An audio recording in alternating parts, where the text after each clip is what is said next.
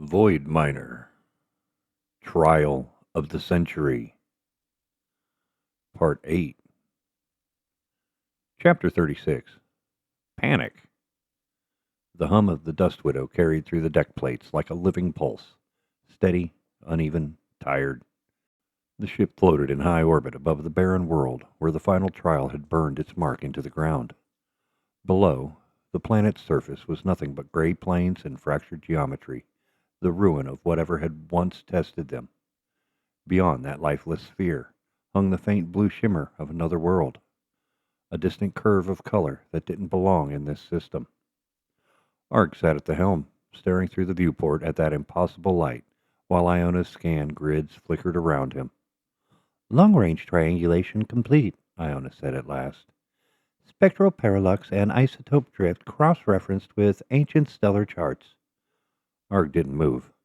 His hands rested flat on the console, fingers splayed, as if bracing for impact that would never come. Result? This vessel is presently located within the inner arm of NGC 7469, Pegasus Cluster. Approximate displacement from Sol System, 200 million light-years. The number sat in the air like a weight. Kara stirred in the med berth behind him, still pale, one hand resting against the curve of her abdomen. 200 million? Arg repeated, his voice rough. Confirmed. Analysis consists across 3 data layers. Kara pushed herself upright, sweat shining on her temple. You're saying we're in another galaxy? Affirmative. The view from this position matches no known Milky Way configuration. This is not home. Arg rubbed a hand across his jaw, eyes fixed on the barren world turning slowly below. Then whatever pulled us through, it didn't throw us off course. It threw us out of existence. Existence is relative frame, Iona replied. Coordinates confirmed isolation beyond all known communication range. Kara's laugh was soft and bitter. So we're the first humans to reach another galaxy, and the last ones who'll ever know it. Arg didn't answer. The hum of the engines filled the silence between them. Power reserves at 42%, Iona continued. Long-range scans active. Environmental systems stable. Cut the scan, Arg said. Request denied. Extended range necessary to locate habitable zone. He sighed, leaning back in the chair. Fine. Just don't burn up the ship to do it. Understood. The screen filled with shifting bands of blue and green. Reflected sensor returns from the system's outer bodies. One curve of light drew Arg's eye immediately. That faint blue world, the only sign of life in an otherwise dead sky. Kara's voice came faint but clear. That one. You see it? Yeah. Planet designated Candidate 4, Iona said. Atmosphere within human tolerance. Water presence confirmed. Active biosphere detected. Kara let out a slow breath, the kind that carries both hope and dread. It's beautiful. Arg nodded once. It's waiting. The next contraction hit her before either could say more. She gasped, hand tightening on the med berth rail. Arg was beside her instantly. I've got you, he said quietly. Maternal pulse elevated. Contractions increasing in frequency, Iona reported. Kara tried to steady her breathing, jaw tight. It's fine. Just earlier than expected. Arg glanced toward the console. How early? Approximately 8 standard days ahead of full term. Too close for comfort. Comfort is not a medical parameter. He shot the nearest speaker a look that could have dented steel. Then keep your parameters quiet. Acknowledged. He stayed beside Kara until the pain ebbed, counting each breath with her. The ship creaked softly around them, metal shifting under invisible strain. Iona, he said when the silence stretched too far. Show me the system readouts again. The barren planet below remains geologically stable, but exhibits high residual energy signatures from the seed's activation site. Atmospheric charge increasing. Local magnetic field distorted. So this place is still waking up. Or refusing to die. Kara leaned back, exhausted. How long before it pulls us out of orbit? At current decay rate, 11 hours. Arg returned to the helm. Run a corrective burn. Insufficient power margin. Suggest manual compensation. He toggled the thruster controls and eased them into life. The widow shuddered, stabilizing slightly, though the strain could be felt even through the seat. Easy, girl, he muttered. If you are referring to the vessel, Iona said, I find the term unnecessary anthropomorphism. She's earned it, he replied. Kara smiled faintly despite herself. You two still fight like an old married couple. Arg didn't look back. At least she listens. Occasionally, Iona added. The orbit steadied, barely. Warning indicators still flashed at the edge of the screen, soft amber instead of red. The hum in the hull lowered by half a tone. Kara exhaled slowly. Better. For now. Residual magnetic interference increasing, Iona said, likely caused by the seed's resonance echo. Arg rubbed his temple. It's been dead for hours. So was this planet before you arrived. He turned, meeting Kara's gaze. She was pale, eyes half-lidded, but alert. We can't stay here. No, she said. We can't. Course toward habitable planet plotted, Iona interjected. However, descent not recommended while labor risk remains high. Ark shut his eyes, took a breath, and nodded. Hold orbit as long as you can. Understood. Power draw minimized. All non-essential systems entering sleep mode. The lights dimmed, and for the first time since the wormhole, the widow felt quiet. Only the pulse of life support and Kara's uneven breathing broke the silence. Ark sat back in the chair, eyes fixed on the viewport. The barren world below looked smaller now, its surface fading beneath shadow. Beyond it, the blue planet turned slow and patient, a single point of promise in an ocean of emptiness. He whispered, Just hold together a little longer. I am holding, Iona said softly. Kara stirred, but didn't open her eyes. Ark glanced over his shoulder. The line of her hand still rested protectively over her stomach. He wanted to speak, say something reassuring, something human, but the words wouldn't come.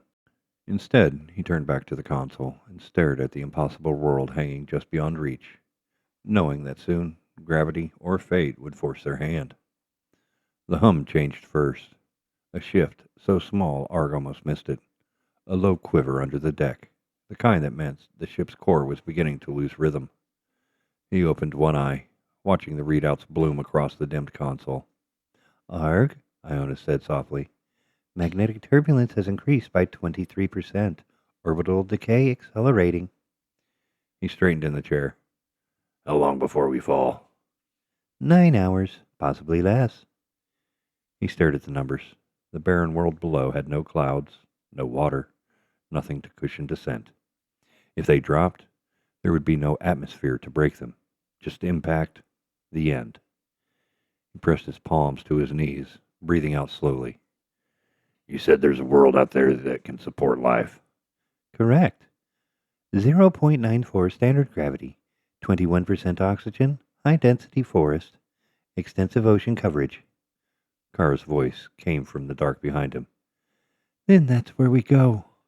Arg turned. She was sitting up now, hair damp against her temple, a blanket wrapped around her shoulders. There was a strength in her eyes that hadn't been there when the contraction started, an edge between resolve and pain. You're not ready to move, he said. I'm not ready for a lot of things, but we can't die here. He wanted to argue, but the logic was too solid. Dying in orbit wasn't an option. Not with her like this. Not with the child that kicked beneath her hand. He moved to the navigation panel. Iona, what happens if I push off the orbit manually? Use what's left of the drives to break free and set course for that planet.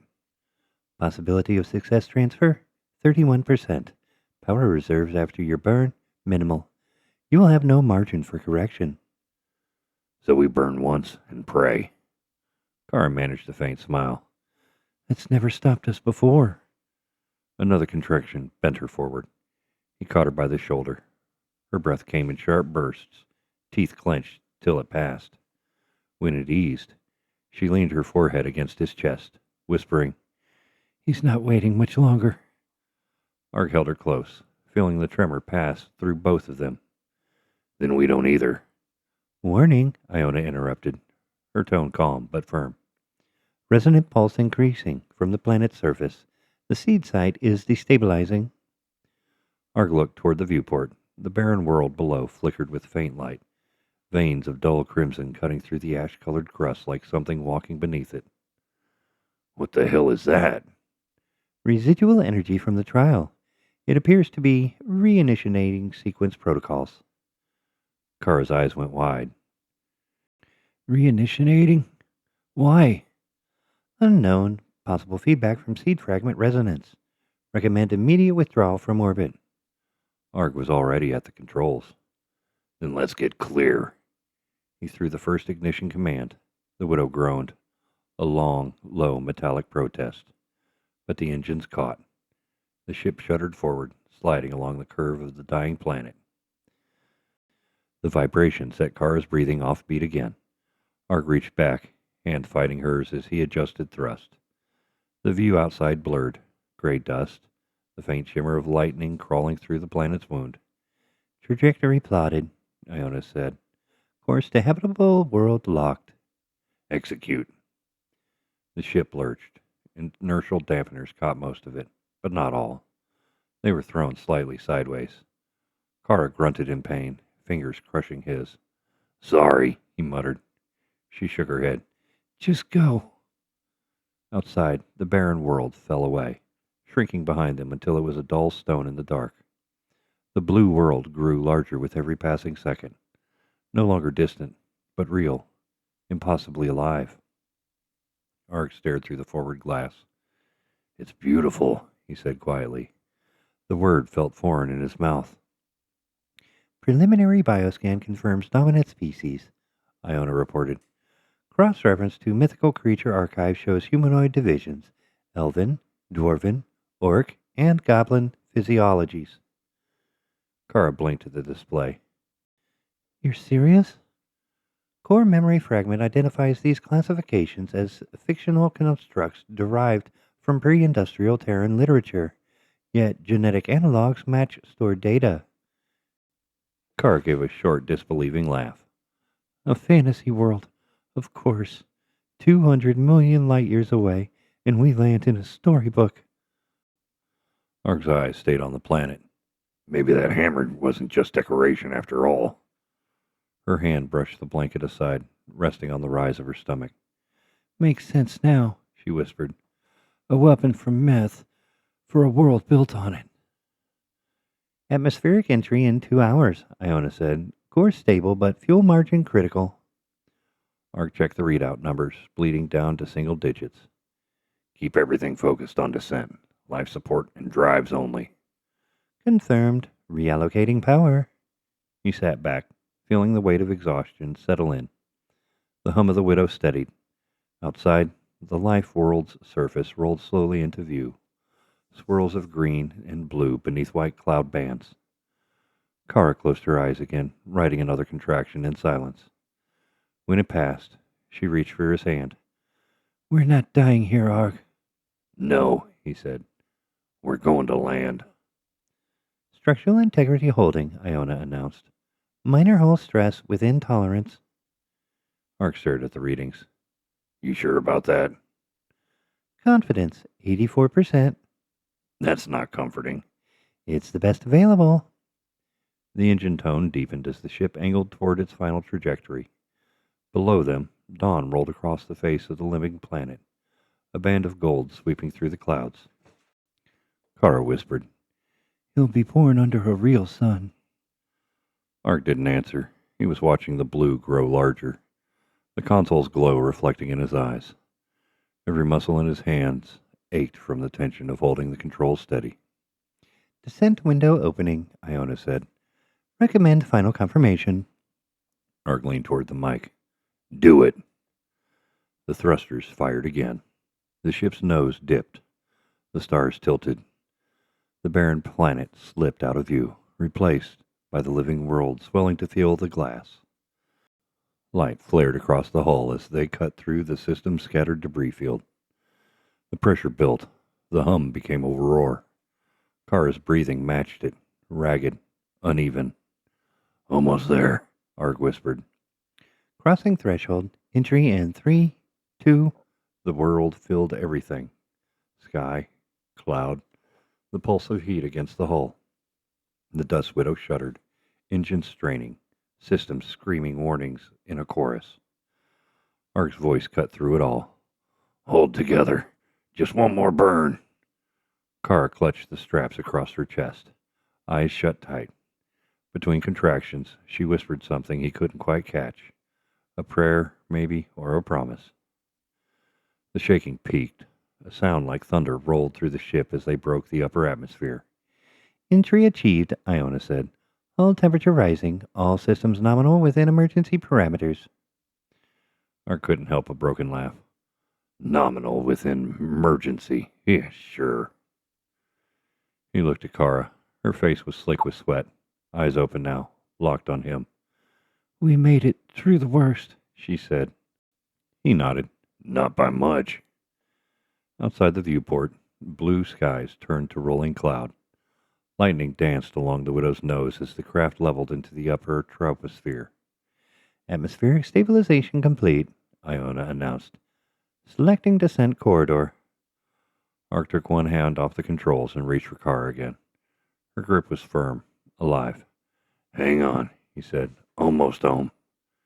She managed her breath, smiled faintly. "Home," she echoed, and closed her eyes as the Widow began her long, slow fall toward the world that waited below. Chapter 37. A Father's Terror. The hull sang as the Dust Widow bit through atmosphere. A long, low vibration rolled through every beam. The voice of heat and strain. Arg could feel it through his boots. That quiver that told him exactly how close the old ship was to giving up. He kept one hand on the flight yoke, the other hovering near the thruster controls, eyes scanning 3 separate readouts at once. Temperatures held steady, but redlined. Stabilizers stuttered under pressure. The ship wasn't falling apart yet, but it was close enough that he could smell the metal getting hot. Behind him, Kara's breath broke the hum. He twisted half around in his chair. "Talk to me." Her face was pale in the amber light. "Pressure change. My ears." "It'll pass once we break drag," he said. "You need to breathe slower." She nodded, then winced again. The sound wasn't from the descent. It was her hand tightening against her stomach. "Maternal pulse elevated," Iona said. "Irregular muscular contractions detected. Early onset labor." Arg's fingers clenched around the yoke. "Now?" "Estimated time until delivery between 20 and 36 hours. Progress minimal. Recommend observation only." Kara let out a shaky breath. "We're not getting a break, are we?" "Never have," he said. A shudder tore through the ship. The deck lurched left. He compensated instantly, banking the Widow to spread the heat load. A long streak of light flared past the viewport. The friction glow of entry. The whole skin turned orange, then white. "Thermal boundary holding," Iona reported. "Integrity 84%. Ark's jaw locked. "Good girl." He eased the forward thrusters, feeling the pitch stabilize. The storm outside cleared into cloud banks. Thick, rolling, shot through with lightning. Through the brief gaps, the world below showed its face for the first time. Blue oceans, dark continents, rivers like threads of silver. "Looks almost like Earth," Kara whispered. He didn't answer. He was watching the way the cloud layers bent light. Natural, not artificial. That meant atmosphere. That meant a chance. "Atmospheric compensation reads within human range," Iona confirmed. "Nitrogen-oxygen balance comparable to Sol standard." "Radiation?" "Minimal. Gravity 1.08 relative Earth. Temperate zones dominant." He exhaled slowly. We might just live through this. Kara let out a soft breath between pain and relief. What about life? Multiple biosignatures confirmed. Intelligent presence possible. Ark turned toward the central display. A small patch of gold-green glowed faintly against the planet's shadow. Heat sources, clustered. Show me. The screen magnified the region, valleys, a winding river, and tiny, consistent heat points and patterns that only civilization made. Settlement detected, Iona continued. Population estimate approximately 200. Construction materials include timber and stone. Kara leaned forward. People. Arg nodded once. Or something like that. No weapon signatures detected. Technology level appears to be pre-industrial. He studied the valley, farmland or meadow by the look of it, bordered by a range of mountains. We'll keep that one in mind. Marking coordinates, Iona said. Altitude 62,000 meters and falling. Recommend establishing stable orbit. Do it. The hum beneath them changed pitch. The shake of descent faded into a low vibration as the ship leveled off. Ark slumped back into his chair, wiping a hand across his face. How's she holding? Hull integrity at 79%. Cooling active. Fuel reserves at 16%. Better than I expected, he muttered. Maternal vitals stable, Iona added. Contractions irregular. Current projection remains between 20 and 36 hours. Kara's eyes were half closed. You're sure?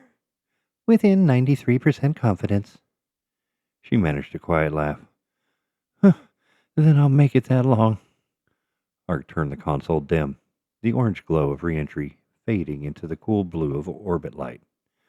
Below them, the world rotated in silence, its horizon painted gold where night met morning. He let his eyes stay there, on that thin curve of light, until his pulse slowed enough to hear his own breathing. Iona, he said finally, hold this orbit. Confirmed. Start mapping surface weather patterns, river systems, terrain gradients. If we have to land, I want to know where. Understood. Mapping in progress. The quiet filled the ship again. Kara shifted slightly on the berth, exhaling through another light contraction. Ark reached across and brushed a hand against her arm. She didn't open her eyes, but her fingers curled around his wrist. We're okay, he said, even if he didn't believe it. Say that again. When we're on the ground. He half smiled. Fair.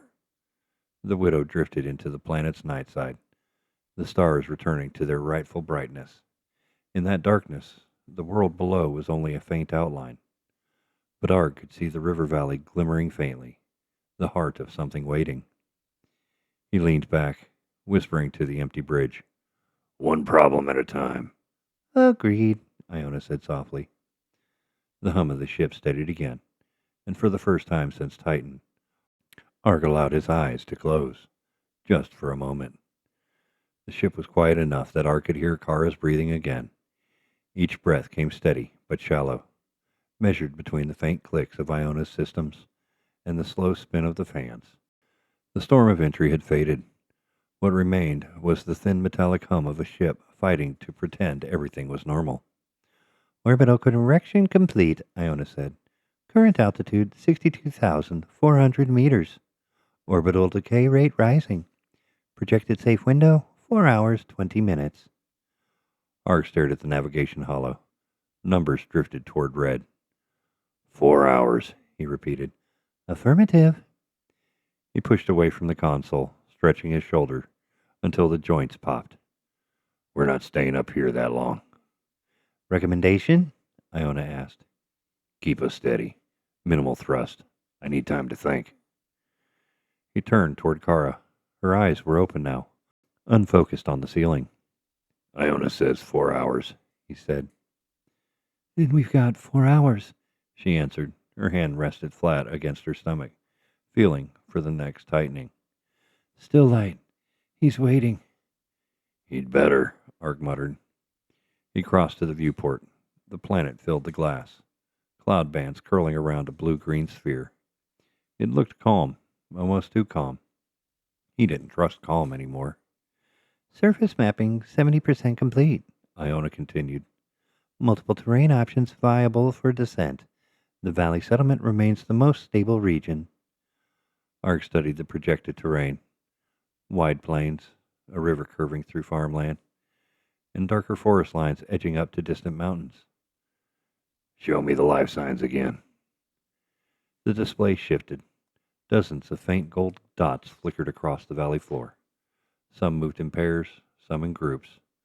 Structured light patterns outlined small buildings. Thermal scans indicate two primary species cohabitating within one settlement, Iona said. average height differential approximately 40 centimeters. Both biped, both oxygen dependent. Kara tilted her head slightly. Two races? Living together? Correct. Cooperative activity detected. No hostility noted. Arg watched the tiny cluster of signatures move on the hologram. Peaceful then, at least for now. Fuel reserves at 14%, Iona added. if descent is not initiated soon, propulsion loss will begin within 3 hours. He didn't answer right away. His eyes stayed on the planet, turning slowly beneath them. Clouds tracing rivers of shadow over mountains. How about if we wait? Orbit degradation accelerating. Thruster output insufficient for long-term stabilization. Controlled descent advised within 90 minutes. Kara shifted on the berth, exhaling through another light contraction. He went to her side. Still early? She nodded. He's giving us time. He managed a grim smile. He's got his mother's sense of timing. Contractions remain irregular, Iona confirmed. No active delivery within projected 36-hour window. Good, Ark muttered, though the words came out hollow. He returned to the pilot's seat and rested both hands on the worn grips. Any sign of the wormhole? Negative. Spatial curvature readings show no anomaly. No trace of the entry corridor remains. He nodded once, jaw tightened. Then this is it. Outside the viewport, dawn spread across the horizon, washing the clouds in gold and gray. The valley below caught that light, small points where fires burned or metal gleamed. It looked alive in a way space never did. Life signs confirmed, Iona said again. No detectable armaments, no electromagnetic transmissions. Kara's voice softened. They built all that without machines? Or lost them, Ark replied. Planetary magnetic field stable. Gravity 1.08 standard. Atmospheric pressure optimal, Iona continued. Surface composition supports long-term habitation. Then it'll do, Ark said quietly. He leaned back and shut his eyes for a moment, letting the hum of the ship fill the silence. He could feel the rhythm of it, the same pulse that had carried him through the belt, through war, through trials. Now it sounded tired, like him. Kara broke the quiet. You're thinking again. Always. Stop. Just for a bit. He looked over his shoulder at her. She wasn't smiling, just watching him with that tired kind of calm that came from living through too much. You ever stop? He asked. Only when I have to, She said. but if I don't tell you to, you'll drive yourself mad. He almost smiled. Too late. Orbital degradation increasing, Iona reported. Recommend descent preparations. Ark stood. Mark the valley as primary landing zone. We'll ride one more orbit, then bring her down. Confirmed. The hum of the ship deepened. Small corrections fired beneath their feet, each pulse a reminder of how little control they had left. Ark turned to Kara again. Rest while you can. She nodded, closing her eyes. Her hand didn't leave her stomach. Ark stayed at the viewport, watching the clouds shift across the world below. Somewhere in that valley, two races shared the same ground, quiet, unaware what was coming from the sky. He whispered to no one, Hold together, widow. And for now, she did. Chapter 38. Wormhole Hunt. The Dust Widow drifted like an exhausted thing. Every small correction came with a groan. Every hum of the engines, another breath closer to collapse. Mark hadn't moved from the pilot's chair in over an hour. The straps hung loose around his shoulders, sweat drying against his collar. His eyes were fixed on the nav array, the same display that had shown the wormhole before, back when everything still made sense. Begin full spectrum rescan, he ordered. Already active, Iona replied. Gravitational sensors aligned to previous anomaly vectors. He watched the console draw faint concentric circles where the wormhole should have been. Each ring flickered, then dimmed, leaving only static. Expand the radius. Expanding to 1 astronomical unit. The widow's sensors whined, soft rise of sound that filled the cabin. On the main display, ghost lines rippled outward into black space. For a moment, he thought he saw something.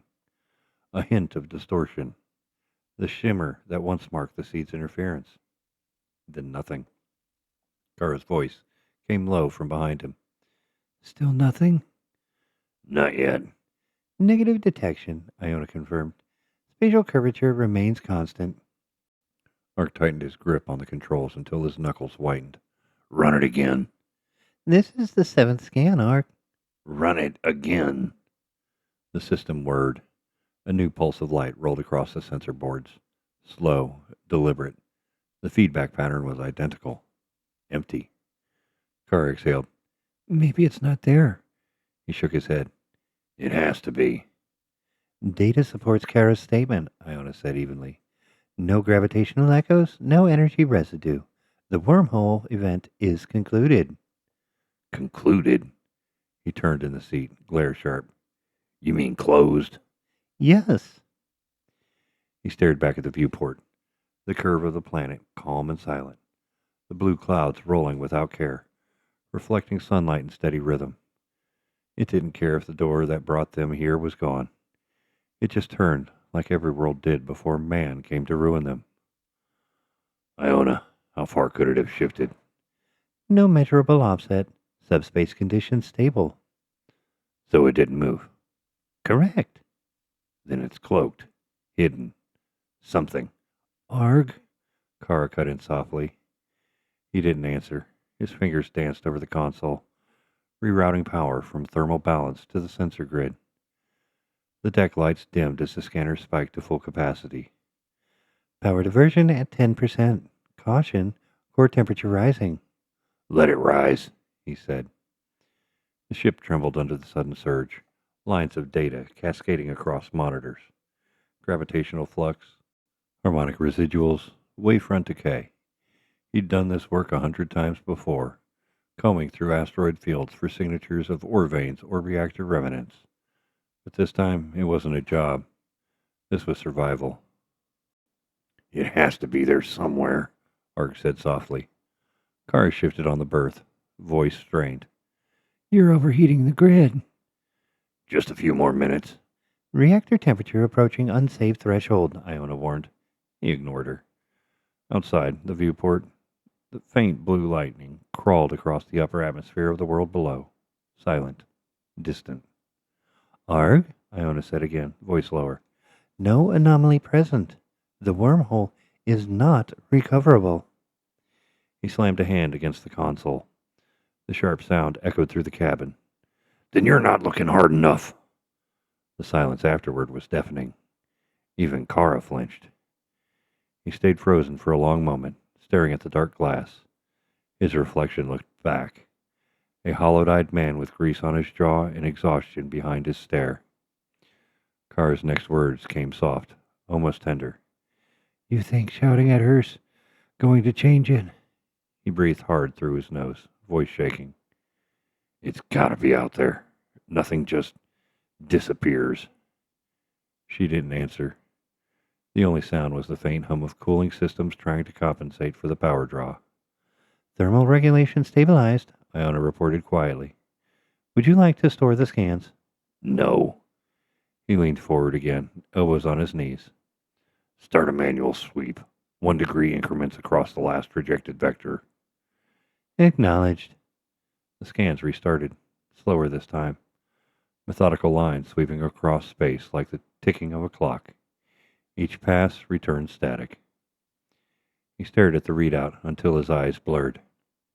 Somewhere behind him, Kara whispered, "You're not going to find it by force." "I found Helix," he muttered. "I found every ship they said was lost. I'll find this." But even as he said it, the words didn't sound like belief anymore, just muscle memory, the reflex of a man who didn't know how to stop looking. The clock on the console marked each sweep with a faint click. 31 sweeps, 32, 33. Everyone came back the same, static across the board, the kind that meant there was simply nothing to find. Manual scan complete, Iona said. No spatial irregularities detected. "Run it again," Arg answered. Arg, reactor temperature approaching limit. Hull stress increasing. "Run it." The sound of the thrusters changed pitch, filled the bridge. Kara's reflection flickered in the glass, pale, eyes dark with fatigue. She didn't speak this time. She'd already seen what arguing did. The next pulse rolled through the hull, subtle but different, longer, heavier. The ship listed for a half a heartbeat before stabilizers caught. Arg reached for the board and locked them himself, jaw tight. Orbital altitude reduced to 59,000 meters, Iona reported. Gravitational pull increasing. "Hold it steady." Thruster power insufficient for long-term maintenance. "Then use the backups." Backups are offline. Manual override required. He started to rise, but Kara's voice stopped him. Don't you dare. You'll cook the whole line. He looked at her over his shoulder. "I can buy us another orbit." You can buy us a grave if you blow the coupling. The next contraction took her mid-sentence. She pressed a fist to her side, breathing through it until the tremor passed. Then she opened her eyes again. They were steady. Please, she said quietly. Stop. Ark sank back into the seat. For a long time, he didn't move. The lights from the console painted his hands in blue and orange. The numbers on the fuel gauge ticked lower with each breath. 38 minutes until forced descent, Iona said. He rubbed both hands over his face. "Run a deep band analysis. Check for gravitational echo. Not full signature. Maybe it left a trace." Processing. He listened to the soft hum as the data streamed past. Kara had closed her eyes again, resting. The curve of her body framed by the berth harness. Sweat caught in the hollow of her throat. Arg forced himself to look away. The screen cleared. No echoes detected, Iona said. Background radiation matches local stellar average. Expand the time filter. Look for residual harmonics. Anything left behind. There are none. Then simulate one. If it existed once, it left a mark. Run an inversion of the previous fields. That will require more power than... Do it! The deck lights dimmed almost to black. The hum deepened until it was more felt than heard. A vibration through every bone. On the main screen, ripples of light spread outward, ghost patterns twisting in cold symmetry. For a heartbeat, there was something, a shape, faint and incomplete, like a memory of motion frozen mid-breath. Then it dissolved. Ark's shoulders sagged. His hand fell from the control surface. False resonance, Iona said gently. Result of interference from our own engines.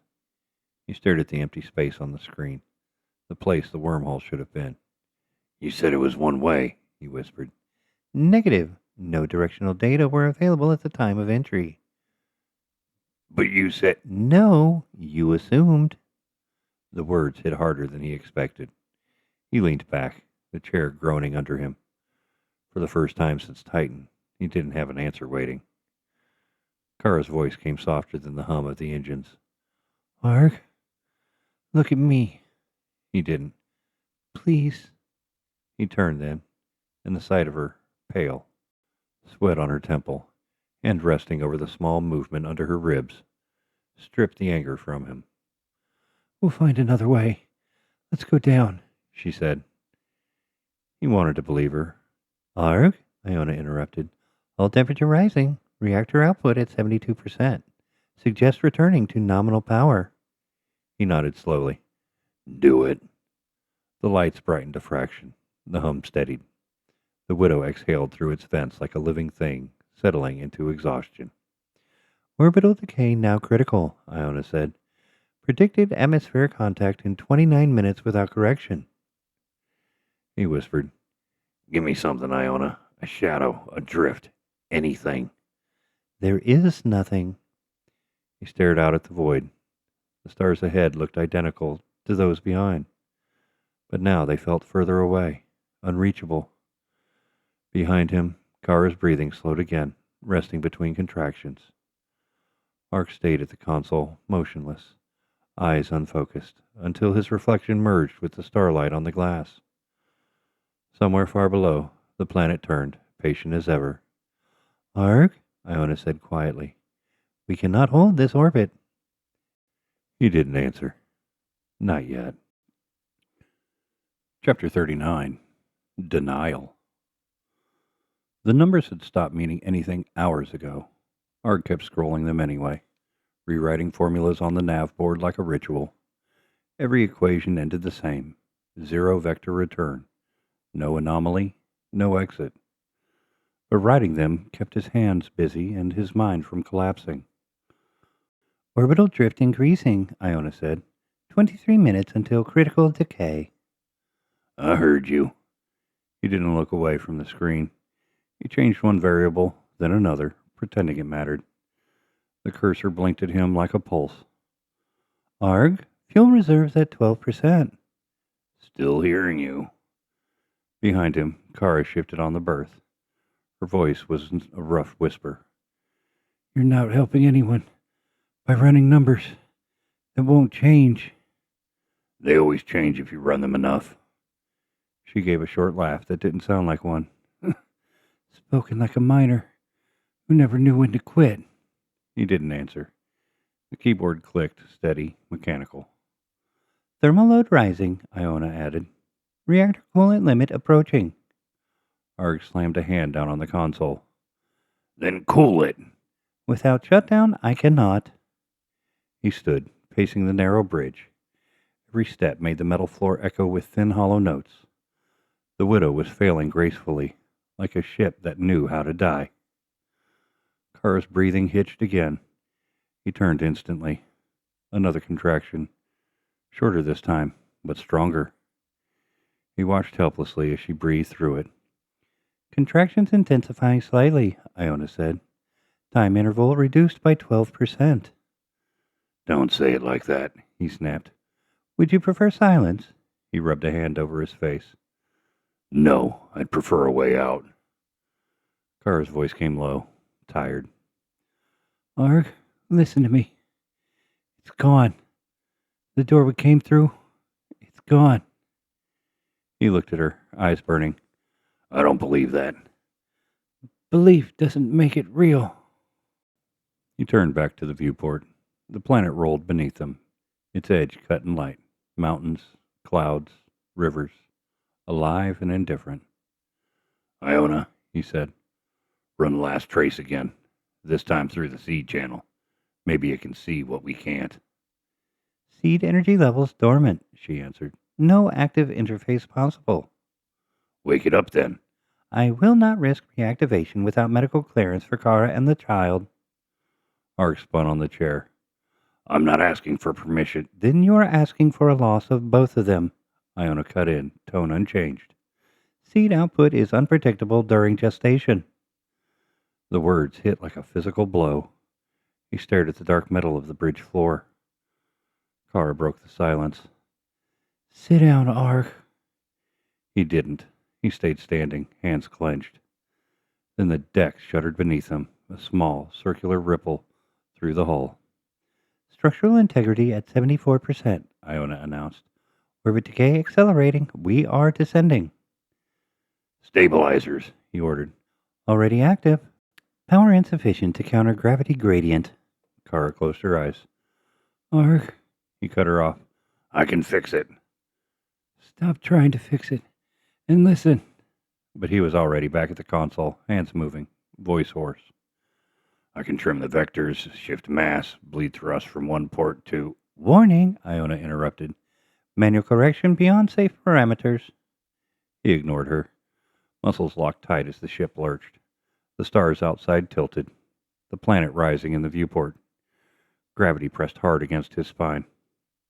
Reactor load 92%. He kept his hands on the controls until the warning tone became a single, solid note. Hold! The engines answered with a metallic scream. Then something deep in the hull snapped.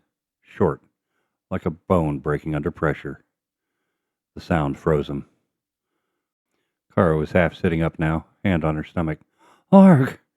He stared at the readouts. Power drop. Structural warning. Fuel bleed. All of it screamed what he refused to hear. Reactor output critical, Iona said. Automatic shutdown initiated. The lights dimmed, engines fading to a low hum. The planet filled half the viewport now, blue and unforgiving.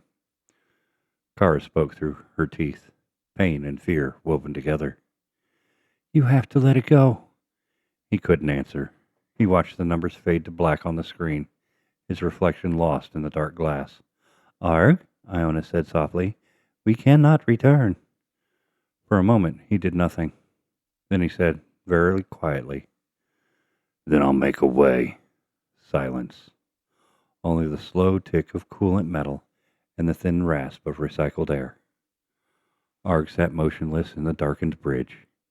The console lights had dimmed to a faint blue, barely enough to outline his hands. He flexed them once, feeling the tremor that had nothing to do with the ship.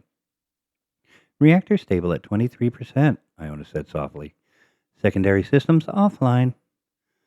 The hum returned, a shallow, wounded heartbeat that barely filled the cabin. Kara exhaled against the berth's padding. You can stop now. He didn't move. I can't. Yes, you can. You just don't want to. He looked over his shoulder. The glow from the viewport lit her face in fragments. Cheekbone, hairline, the damp edge of her collar.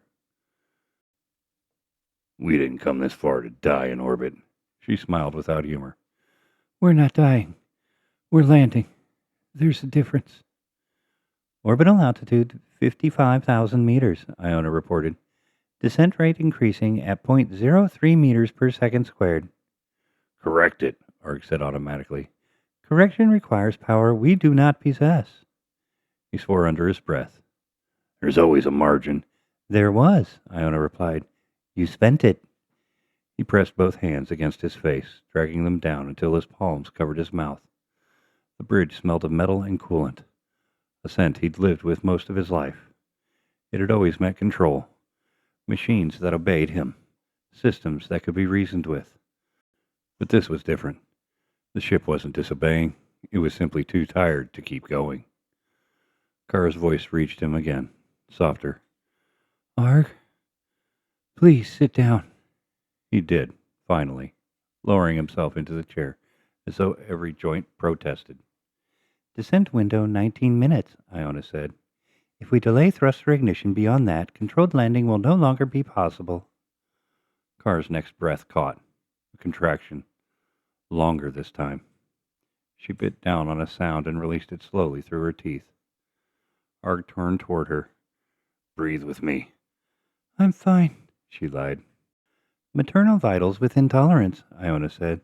Labor remains in early stage. Arg gave a short laugh that cracked halfway out his throat. Early stage.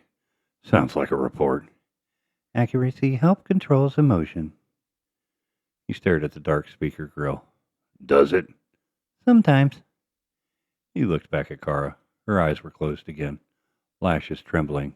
She whispered, You always thought you can fix anything if you just stayed at it long enough. It's kept us alive. It's going to kill you if you don't stop. He turned back to the screen. The planet's horizon filled nearly the whole viewport now, vast and indifferent. Rivers gleamed like veins under cloud shadow. Somewhere down there were people who didn't even know their sky was about to split. I can't stop, he said quietly. If I stop, it means it's over. Maybe it just means it's time, she answered. He didn't respond. The hum deepened slightly as Iona compensated for drag. A faint rattle passed through the hull, a shiver of pressure. Atmospheric contact predicted in 12 minutes, Iona said. Kara opened her eyes. You hear that? He nodded. Arg, Iona continued, there is still a course option. Controlled descent along the day-night terminator would minimize entry heat and turbulence. He frowned. And if I don't? Impact velocity will exceed survivable threshold. Arg exhaled slowly, the air leaving him like something heavy breaking loose. Plot it. Course plotted. Kara reached for his hand across the narrow space between their seats. It's not giving up, she said. It's getting us where we need to be. He didn't trust his voice, so he only nodded. Ignition sequence in 60 seconds, Iona said. Recommend safety restraints. Arg fastened the harness around Kara first, pulling the straps until they clicked. She flinched as another contraction rippled through her, but didn't protest. Then he strapped himself in. The lights dimmed again as Iona routed the last of the power to the engines. A low rumble through the deck, gentle at first, then deep enough to make the bridge vibrate. Thrusters active, beginning controlled descent. Outside the viewport, the horizon tilted. The stars slid upward, the planet swelling until it was all there was. Kara's voice was barely audible over the engine. You'll get us down. He gripped the controls, jaw set. I always do. Altitude 49,000 meters. Entry corridor locked. The widow trembled, shaking off the silence like a dying animal remembering how to breathe. Arg watched the clouds rise to meet them and whispered to the ship itself. Just one more time. Acknowledged, Iona replied. Chapter 40. Breaking Point. The Dust Widow drifted through the upper haze of an alien sky, wounded but still breathing. What had once been a clean orbital track had become a slow spiral, a death curve she couldn't pull out of. Arg sat at the forward console, back curved, hands locked around the control yoke. Every muscle in his arms burned from tension. The view beyond the glass was a rolling band of atmosphere, blue and white and furious. Each pass grew closer, the drag stronger. Orbital decay accelerating, Iona said. Her voice remained steady, soft with that mechanical calm that never cracked. Rate of descent has increased 12% in the last hour. Adjust aft thrusters, Arg said. Negative. Fuel reserves insufficient for sustained correction. Run it anyway. Running correction will result in complete fuel loss in 41 minutes. Then we'll have 41 good minutes, he muttered. Kara stirred from the berth behind him.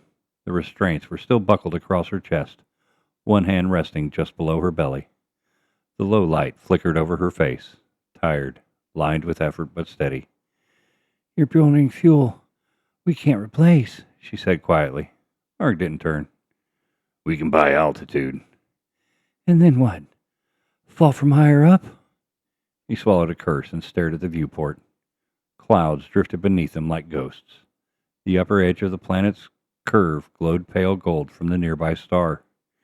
If we can hold high enough line, we can coast till the storm clears. Atmospheric instability is global, Iona interjected. There will be no clear window. Arg's hand slammed against the console. There's always a window. The AI didn't respond. The silence that followed felt heavier than argument. Kara exhaled slowly. Arg, it's not the war anymore. You don't have to win every fight. He turned then, eyes hard, but not angry, just hollow. That's what you said before Titan. That was different. Was it? He gestured toward the viewport. The sea dragged us there. It dragged us here. Now it's gone quiet and we're falling. Tell me that's different. She didn't understand. The deck hummed underfoot as the thrusters cycled again. Orbital altitude 58,000 meters, Iona reported. Decay rate suggests atmospheric contact in 2 hours, 7 minutes. Kara pressed a hand against her abdomen, wincing as another contraction rippled through her. That's cutting it close. Arg's head snapped around. How bad? Manageable, she said, forcing the word through clenched teeth. It's been steady since the trial ended. Fetal vitals stable, Iona added. Corrections remain irregular. He nodded, but didn't look relieved. That won't last if we start shaking again. Kara gave a humorless laugh. Then maybe don't. Crash the ship. He almost smiled. Working on it. The smile faded as another shudder ran through the hull. The sound was low, a deep metallic groan that came from somewhere beneath the deck plating. Arg checked the readouts. Starboard stabilizers heating. Confirmed, Iona said. Thermal buildup approaching tolerance. Reroute cooling from auxiliary grid. That will shut down external communications. There's no one to talk to. The AI obeyed. The hum shifted pitch. A warning light dimmed. Kara's voice broke the quiet. Arg? Yeah. If we can't hold orbit, what then? He didn't answer right away. The question hung between them, simple and final. Predicted orbital stability remaining 1 hour 41 minutes, Iona said. Arg rubbed at his jaw, the rasp of stubble loud in the silence. We'll find a valley, something shielded. Write it down under thrusters. Write it down, Carr echoed. That's what you said on Titan. He gripped the controls tighter. And it worked. Barely. He didn't argue. Lightning flared through the cloud bands below, branching like veins across the horizon. For a moment, he saw the reflection of it in Kara's eyes, blue-white, sharp, beautiful. You ever think, she said softly, that maybe this is the point? Not to keep fighting it, just to accept where we end up. He turned away. You sound like Iona. Logical, Iona replied. Outcome probabilities now favor surface descent. Arg muttered. I wasn't asking for a vote. The ship pitched slightly. A gentle, almost imperceptible tug downward pressed him into the seat. He could feel gravity winning. He brought up the orbital projection. The red line that marked their current path dipped closer with each rotation. We're skimming the edge now. Any lower, and we'll start to burn. Correction, Iona said. We are already burning. A faint vibration shook through the deck. Outside, a thin sheen of plasma glowed along the hull edges, a whisper of heat at the edge of space. Arg exhaled through his nose. All right, then. Keep her level. Affirmative. Kara leaned her head back. Her eyes were half-lidded, breathing shallow. You remember the first time we flew through reentry without shields? He blinked. Yeah, I remember the screaming. From the ship? Or you? Both. She smiled faintly. Then this should feel nostalgic. He didn't answer. The tremors grew worse. Subtle vibrations that made every loose panel hum like an old bell. Arg opened the maintenance display. Reactors holding. Stabilizers are. He stopped. Offline. Iona finished for him. Primary coupling fractured. Secondary load transfer failing. Can we patch it? Negative. Structural stress beyond safe repair threshold. So that's a no. That is a no. He leaned back, staring at the data feed without seeing it. The Widow's systems had always been more than machinery to him. They were an extension of his will, his persistence. Now the ship trembled, and there was nothing he could do. Kara reached out, fingers brushing his arm. Hey, he looked at her. Stop trying to save it. Just keep us alive. He swallowed hard. That's all I've ever tried. I know, but sometimes those aren't the same things. Another alarm pulsed low in the cabin, low altitude threshold. Descent rate increasing, Iona confirmed. Recommend preparation for atmospheric braking.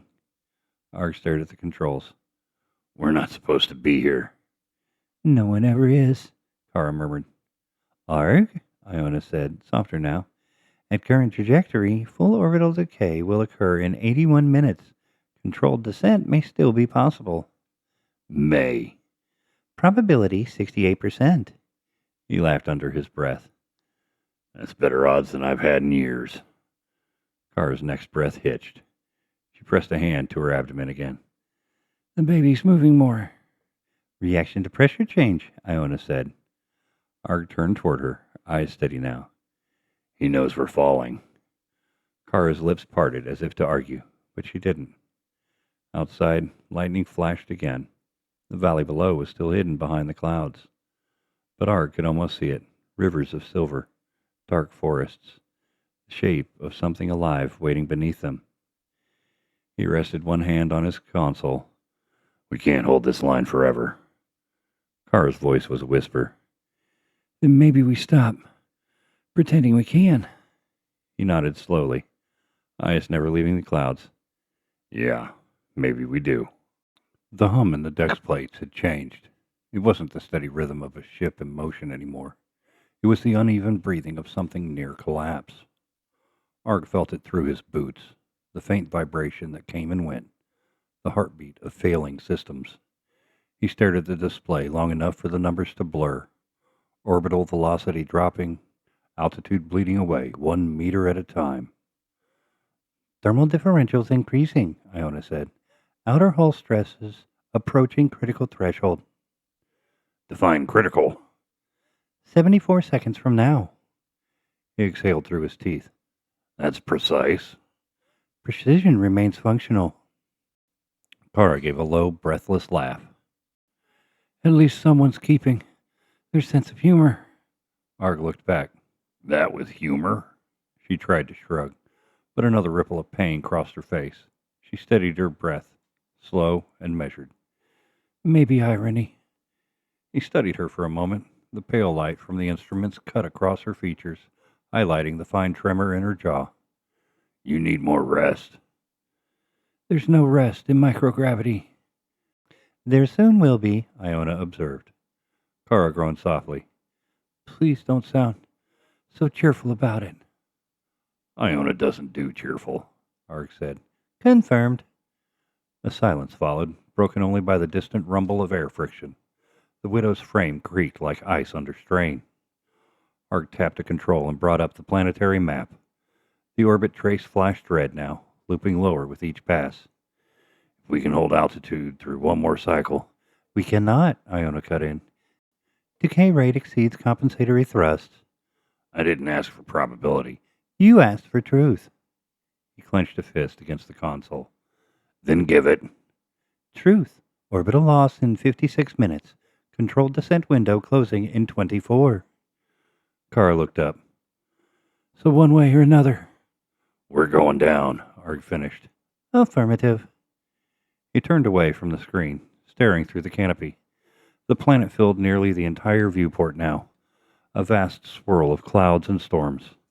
Lightning webbed the horizon, brief veins of light in endless shadow.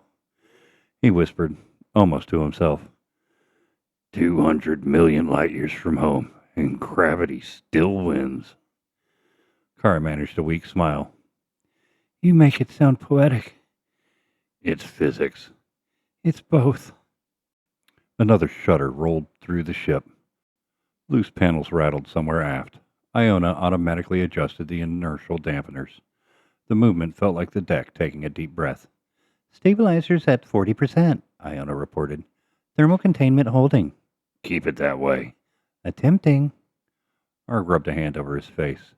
His reflection in the glass looked older than he remembered. Creased, gray-shadowed. Eyes ringed in exhaustion. We're not built for this, Kara. Not me, not you, not the ship. We weren't built for Titan either, she said. And we survived that? Barely. But we did. He looked at her for a long moment. You think this ends the same way? She hesitated, then answered. I think it ends. He almost laughed. Comforting. Honest. The faint orange shimmer of friction fire traced along the hull again, faint and distant. The sound came a second later, a soft crackle that ran through the ship like wind over stone. Altitude 48,000 meters, Iona said. Rate of descent increasing. Arg's hand hovered over the controls. We could burn thrusters to stabilize. Insufficient fuel. Current reserves at 9%. Estimated operational duration, 13 minutes. He leaned back slowly. Then we're done fighting. Affirmative. Kara's eyes opened wider at the tone in his voice. Quiet. Resigned. Say that again. He frowned. What? That we're done fighting. He almost smiled, though it looked more like defeat. Don't get used to it. She gave a soft laugh that turned into a gasp as another contraction hit. She gripped the harness until her knuckles went white, then forced her breath out slow. He's impatient. Like his mother. Don't make me laugh right now. He reached across, took her hand. The gesture was small, but it steadied both of them. Temperature rising, Iona said. Reactor output declining to maintain core integrity. Life support unaffected. Good, keep it that way. Understood. Outside, the clouds below parted briefly, revealing a sliver of land, green valleys edged with rivers that glimmered in reflected light. Ark stared, unable to look away. There, he said quietly. That's where we'll aim when the time comes. Kara followed his gaze, her voice barely a whisper. It's beautiful, he nodded. And alive. Confirmed, Iona added. Surface bioscience consistent with complex life. Atmospheric composition breathable with filtration. Ark felt something ease in his chest, the first spark of possibility. Then that's where we're going. Current trajectory will intersect Northern Hemisphere within 23 minutes, Iona replied. Recommend initiating descent burn before that point or risk uncontrolled entry. Kara's hand tightened in his. You hear that? It's telling you to stop stalling. He turned to her. Once we start going down, there's no going back. There's no going back now. The ship trembled again, a deep metallic groan that vibrated through the seats. The console lights dimmed for half a heartbeat before recovering. Warning, Iona said. Orbital integrity at terminal threshold. Arg looked up at the canopy. The blue curve of atmosphere filled everything now. The line between space and sky bright and unforgiving. He took a long, slow breath and nodded once. Understood. Kara's eyes stayed on him, reading the shift in his face. What does that mean? It means, he said quietly, we start listening to her. Clarify directive, Iona requested. Plot us to the safest descent path, he said, but don't start it yet. Acknowledged. Kara frowned. Why wait? Because, he said, resting both hands on the console, I need a minute to say goodbye to orbit. She smiled faintly, through the exhaustion. You were never good at letting go. I'm learning. The planet's light washed over them, soft and endless. The widow's trembling grew gentler, a kind of surrender. Arg looked once more at the green ribbon of land below. Arg, Iona said, tone lower now, almost human. Impact trajectory no longer avoidable. Recommend immediate landing sequence. He exhaled and shut his eyes. Then we land.